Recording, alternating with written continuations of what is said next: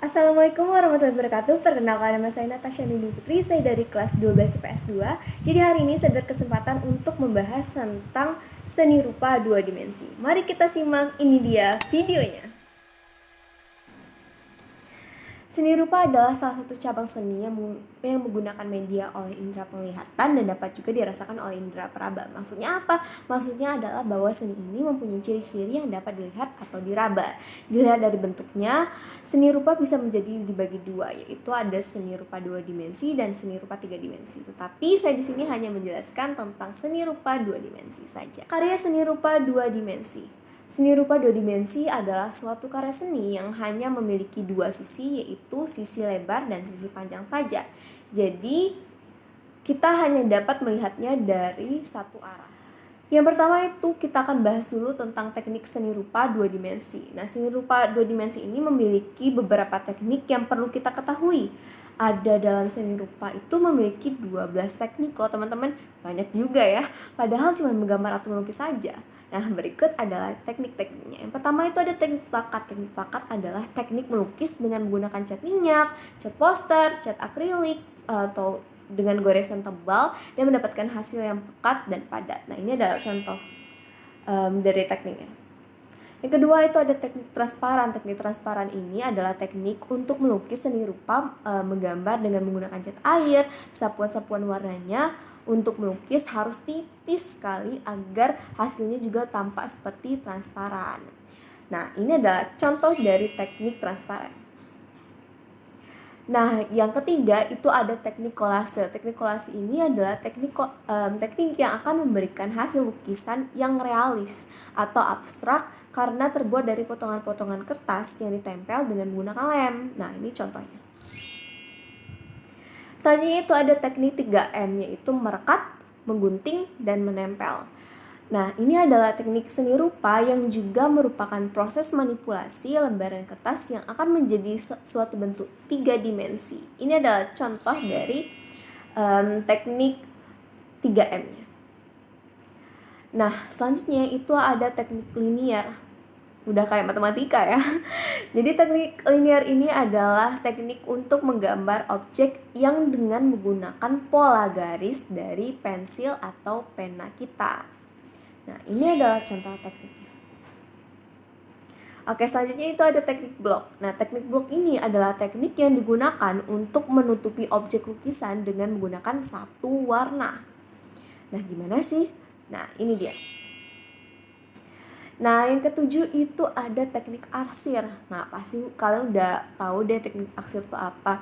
Teknik arsir ini adalah teknik yang digunakan untuk menutupi objek lukis yang dengan perluasan garis sejajar atau garis menyilang dengan menggunakan pensil atau pena, teman-teman.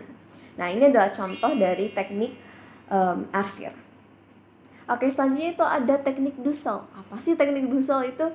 Teknik Dussel adalah teknik yang digunakan untuk membuat gelap atau terang pada objek lukis dengan goresan-goresan miring yang menggunakan pensil. Nah, ini adalah contohnya. Oke, selanjutnya itu ada teknik pointillis. Apa sih pointillis? Pointillis itu adalah teknik yang digunakan untuk menghitamkan objek lukis dengan beberapa titik-titik yang ada. Nah, ini adalah contoh dari teknik pointillis. Oke, selanjutnya itu ada teknik akuarel. Apalagi sih ini? Teknik akuarel ini adalah teknik yang digunakan untuk menutupi objek lukis yang dilakukan dengan menyapu cat cair secara tipis. Nah, ini adalah contoh dari teknik akuarel itu. Oke, selanjutnya kita akan bahas tentang teknik mozaik. Teknik mozaik sudah pasti nggak asing lagi kan di telinga kita. Teknik mozaik ini adalah teknik yang digunakan untuk melukis dengan cara menempelkan benda-benda 3 dimensi. Nah, ini dia contohnya. Lukisan yang menggunakan teknik mozaik dengan benda-benda 3 dimensi. Oke, selanjutnya itu adalah teknik menganyam.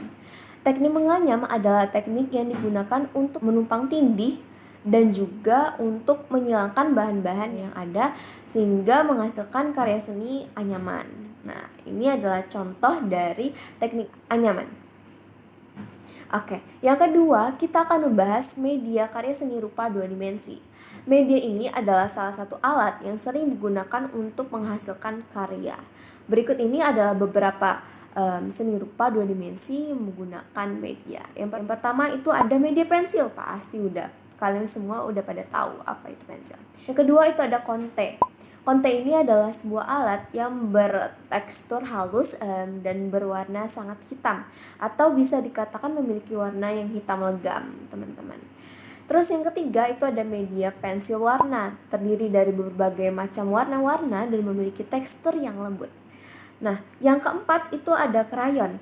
Krayon ini merupakan bahan atau alat yang digunakan untuk membuat karya seni dua dimensi yang memiliki banyak ragam warnanya. Terus yang kelima itu ada pena. Pena pasti kalian udah pada tahu deh, semua pasti udah punya di rumah masing-masing kan. Terus yang keenam itu ada cat air.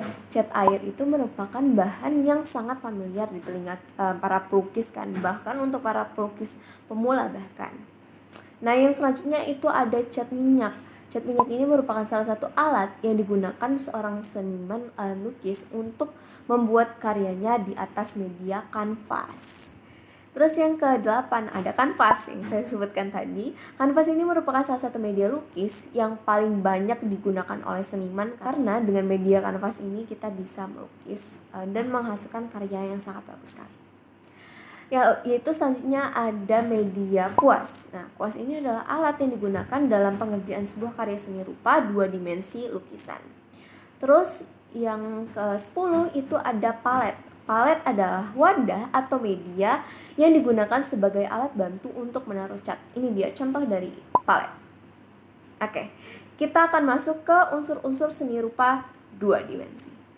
Dalam seni rupa dua dimensi pasti dibutuhkan beberapa unsur untuk membentuknya. Berikut adalah 6 unsur karya seni rupa dua dimensi. Yaitu yang pertama ada titik.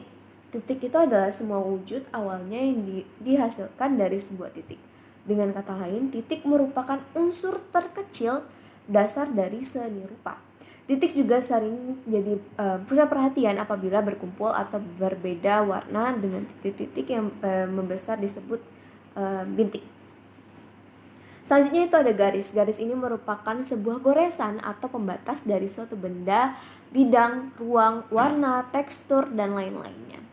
Terus yang ketiga itu ada bidang. Bidang itu apa? Bidang adalah dalam seni rupa dua dimensi. Bidang merupakan unsur seni rupa yang terbentuk dari beberapa garis yang terhubung satu sama lain. Bidang mempunyai dimensi panjang dan lebar. Bidang dalam seni rupa yaitu bidang segitiga, segi empat, lingkaran, oval, trapesium, dan segi-segi yang lainnya. Terus yang keempat itu ada bentuk. Bentuk itu apa saja sih? Bentuk bisa berarti bentuk plastis atau form, atau bentuk bangun yaitu shape.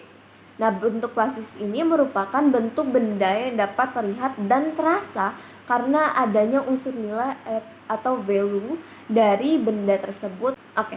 Selanjutnya itu ada bangun atau shape.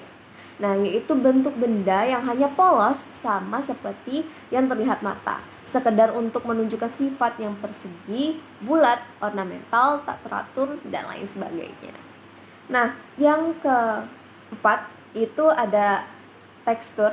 Tekstur yaitu sebuah sifat permukaan benda, yaitu sifat permukaan sebuah benda dapat berkesan kasar, halus, kusam, licin, mengkilap, berpori, dan lain sebagainya. Terus yang selanjutnya itu ada warna. Warna ini ada beberapa istilah dalam teori warna pigmen. Di antaranya itu sebagai berikut: ada warna primer, ada warna sekunder, dan ada warna tersier. Nah, warna primer itu apa sih? Atau pembagiannya apa? Warna primer itu ini diyakini sebagai warna dasar atau warna pokok nih teman-teman, yang nggak bisa didapatkan dari campuran warna yang lain. Warna primer itu ada 3, yaitu ada merah, ada kuning, dan ada biru. Nah, selanjutnya itu ada warna sekunder. Warna sekunder itu apa sih? Warna sekunder yaitu warna yang dihasilkan dari campuran dua warna primer, yaitu misalnya warna ungu, warna orange atau jingga, ataupun hijau. Terus Selanjutnya itu ada warna tersier. Warna tersier itu warna hasil percampuran dari kedua warna sekunder. Contohnya adalah gelap terang. Oke, selanjutnya saya akan membacakan contoh dari karya seni rupa 2 dimensi. Contoh-contohnya itu pertama ada lukisan, ada seni grafis, ada seni mozaik, ada kaligrafi, ada seni fotografi, ada batik. Nah, ini itu saja yang bisa saya sampaikan mengenai materi seni rupa 2 dimensi. Saya mohon maaf bila ada kesalahan kata. Wabillahi taufiq wal hidayah. Wassalamualaikum warahmatullahi wabarakatuh.